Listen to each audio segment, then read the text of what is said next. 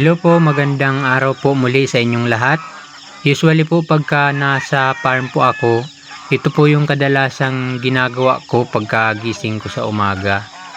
Nagpapakain ako ng manok at ng mga gansa. Medyo nakakawala ng stress, nakakalibang magpakain ng ganito karami. Yan, medyo ingatan nga lang pagka lumalakad kasi yung mga sisiw ay masyadong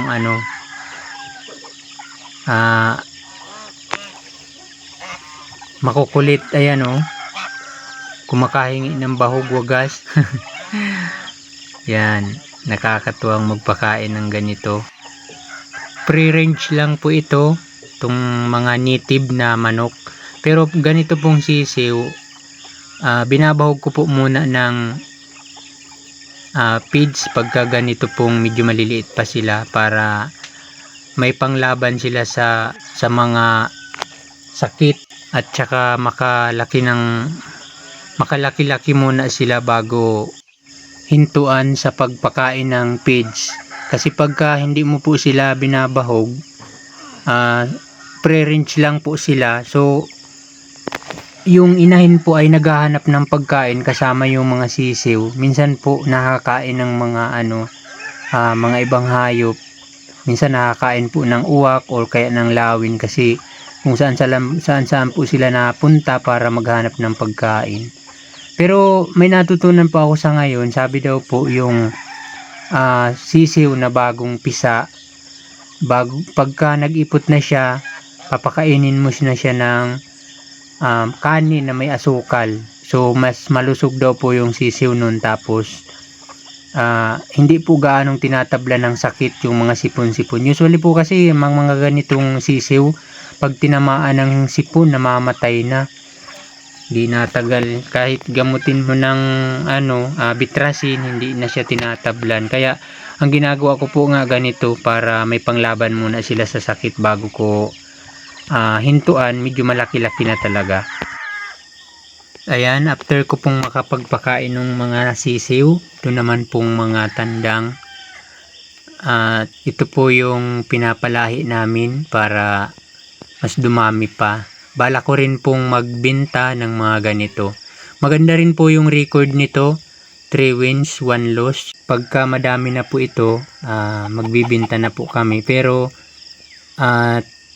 yung mag-aalaga namin ng kalabaw, siya po yung nagsasabong nito para makita po namin yung record, para po sa pagbinta naman namin ay hindi naman po ilugi yung mabili. Yung parehas po kaming masaya po siya at masaya rin po akong magbibenta. So yan po yung purpose ko, kaya mayroon din po ako niyan dito sa farm. At pagka kaya ko na pong mag-supply sa mga mamimili ng ganito pong mga manok, ipopost ko na po. At bago po yan, pinag-aaralan pa po namin ngayon na kunin kung ano po talaga yung magandang lahi niya para maging maayos po yung pagbebenta. So mas mabenta, madaling maubos pagka maganda po yung lahi ng manok. Sa kwento-kwento na lang po, mas maraming bibili kahit di ka na po punta kung saan o maghanap ng mamimili. Yun po yung maghahanap. Kaya yan po yung ginagawa namin sa ngayon para tumaas po yung aming sale sa ganitong manok. At pagka ganito po na marami yung alaga, dapat ay marami din pong alagang aso. Yan, kaya marami din po kami ditong aso. Pasensya na po pala doon sa mga pumupunta dito. Hindi pa po ako nakakapagpaskil na maraming aso ditong bitaw. Matapang po kasi ito, kasi bibihira po na may mapumunta ritong tao. Kaya ayan, medyo matapang po sila. Hindi po sila nag-aalis dito kasi nilulutuan pa po namin talaga sila ng kanilang pagkain. Ang ginagawa ko naman po sa ganitong aso, 2 times a day lang po silang kumakain. Pwede pong sa umaga ay dog food, sa hapon ay kanin, Kung wala ka naman pong dog food, pwede pong makabili ka ng binglod, yung kapag napamuli, mabili ka po nung maliliit na parang mga putol-putol na bigas. Yung pong binibili ko kasi mura lang po yung 1 kilo nun, nasa 15 pesos po. Tipid po pagka ganun po yung pinapakain. Yun po yung pinapakain ko sa kanila. Minsan nga po umaga't hapon, di na po ako nabili ng dog food. So mas tipid po pagka ganun po yung pagkain. Ayan, after pong makapagpakain ng mga aso, ito po yung routine. Mapakain na po ng tilapia. Ayan, ito po yung nakakalibang sa lahat. Kasi parang napakasarap pong panuorin yung mga isda na nag-aagawan. Halos walang tigil po yung paghagis mo ng bahog kasi pagpatak lang po nung tinapon mong bahog ay ubos ka agad. Kaya kailangan mo na pong bilisan para makakain naman po yung iba. Kasi ganito po usually yung nangyayari pagka nauunahan po yung mga maliliit na isda nung mga malalaki. Hindi na po talaga sila makalaki. Yan, dito naman po sa kabila, binili ko po sila fry. Ngayon po ay fingerlings na po sila kasing laki na po sila ng daliri. So fry mas pa rin po yung pinapakain ko para makakain po lahat.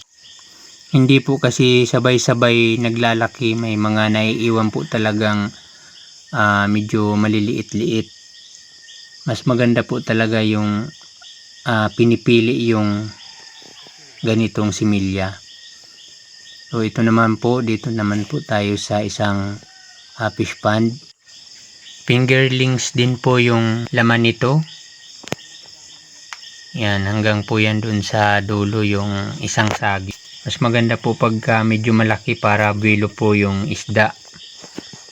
At ito naman po pala yung kasama ko, yung nag-iisang bugtong na anak ko. Ayan, kaya po nagkaroon ako ng cameraman dito. Sumama siya sa akin. Hanggang dito na lang po ang aking video. Maraming salamat pong muli sa lahat po ng mga nagko-comment, nagla-like at nag-share po sa lahat po ng aking video. At sa lahat po ng mga sumusuporta, maraming salamat pong muli. God bless you po sa inyong lahat. Mabuhay po kayo.